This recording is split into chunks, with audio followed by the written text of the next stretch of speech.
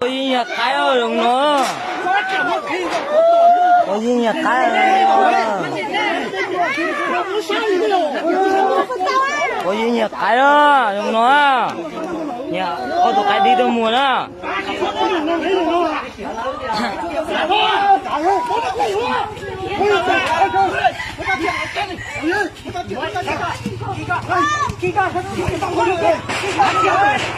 Có gì nhà cái ơi. Có gì nhà cái đừng nó.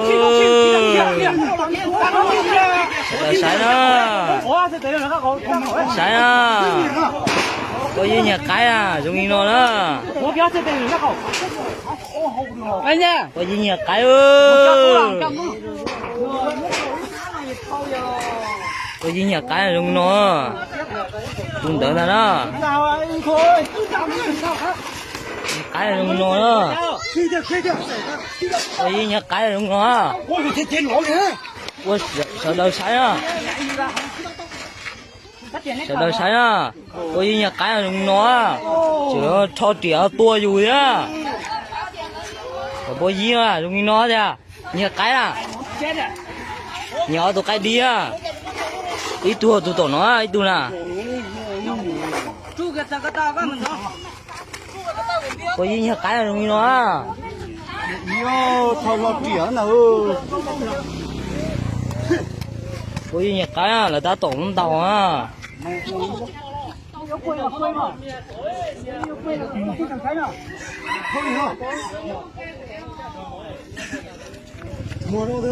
Mua chuông ấy. Dạ cái à tôi đỡ. Cái bao nhiêu hả? Dạ. Một cái bao nhiêu nào rồi? Nhịp cái à.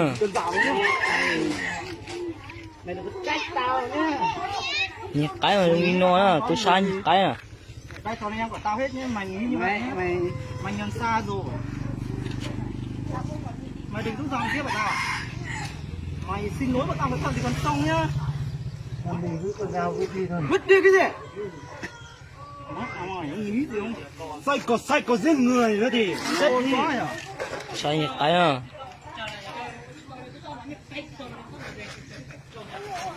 Tao tao số lòng đúng không? Cái lo hết.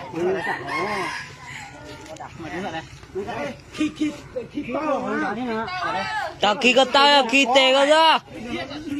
Chạy đi. Mày rồi thì chạy đấy. Mày giết người đấy.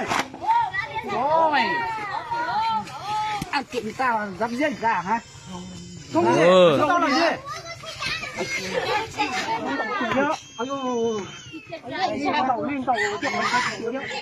Anh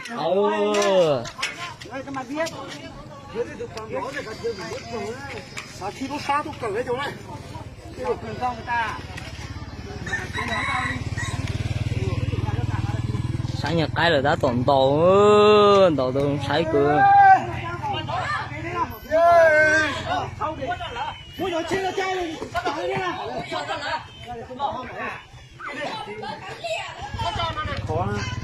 Sáng nhật cái á. Nhật cái dùng nó á. nó mới kỳ nhân thả đấy, kỳ cái mà thích thả đấy, không muốn một thả, một số, chỉ là mà thôi cái con chân chu kìa. Nhật cái đó. Anh đi ra bên phải nó đây mua. Muốn đi cho chơi cha chơi đi số chiều nhỏ kẻ mình nó tôi sai. Đừng nó. Để món đầu. Tôi sai đừng nói tôi sai nè. Tôi sai mà. Cho lo tiền cho các quê thổ nó cho tiền.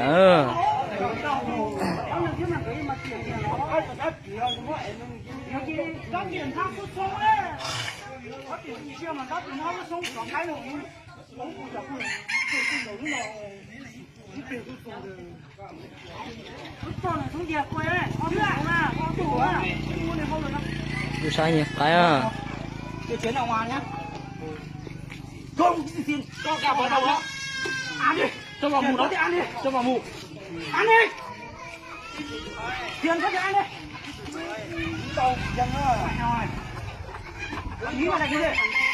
ở tụ cái ở tụ này nó Mày là con dao hả? Mày cần dao anh làm gì? Cần dao là gì? Mày vừa giúp dao ta để làm gì? Hả? sao nữa Đừng có tranh ta nhá. Hai đứa chân này. Hai đứa kia. Muốn là cái khi cái đó cái cháu là về xã. Ôn con gái tao. Cái cháu cho cô cháu ăn về xe. ở tụ cái ở tụ nó Một tài có tàu hú. Một tài có đá đúng không? trộn hành gà Đầu chó mày. Tôi ở cái có tao bảo không? Một tàu luôn hết tuần tuần này. Cái đó có nhiên tao xì ra của nó. ô nữa chứ xí nữa là Không tới cái này. chưa tư là vua không thì nó ta á Dưới nó tay xưa lấy là bằng mắt nó. Không sao.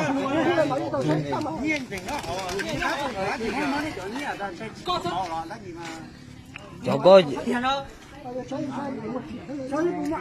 Cha là có phải có xẻo không?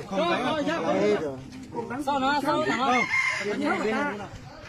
tiền toán tiền thì lại xả cho hai thằng kia không? Giờ mới khôi dụng mà chân mỏ này còn cái chân này chưa bung đâu